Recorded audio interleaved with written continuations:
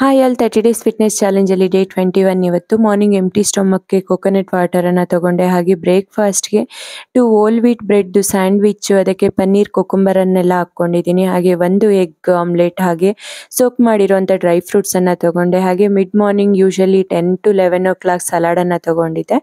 So ಇದು sprouts ಮತ್ತು peanut veggies ಹಾಕಿರೋಂಥ salad. ಹಾಗೆ ಲಂಚ್ಗೆ ಓಟ್ ಮೀಲನ್ನು ತಗೊಂಡೆ. ಹಾಗೆ ಈವ್ನಿಂಗ್ 4 to 5 ಅಲ್ಲಿ ನಾನಿಲ್ಲಿ ಕಿವಿ ಮತ್ತು ಲೆಮನ್ ಹಾಕಿರೋ ಅಂಥ ಜ್ಯೂಸನ್ನು ತಗೊಂಡೆ.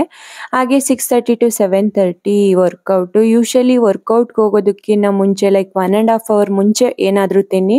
ವರ್ಕೌಟ್ ಆದಮೇಲೆ ನೀವು ಏನಾದರೂ ತಿನ್ಬೋದು. ಬಟ್ ವರ್ಕೌಟ್ಗೆ ಮುಂಚೆ ನೀವೇನಾದರೂ ಹೆವಿ ತಿಂದುಬಿಟ್ರೆ ನಿಮಗೆ ವರ್ಕೌಟ್ ಮಾಡೋದಕ್ಕಾಗಲ್ಲ. ವಾಮಿಟಿಂಗ್ ಸೆನ್ಸ್, ಈ ರೀತಿ ಅನ್ಈಸಿ ಫೀಲ್ ಆಗುತ್ತೆ.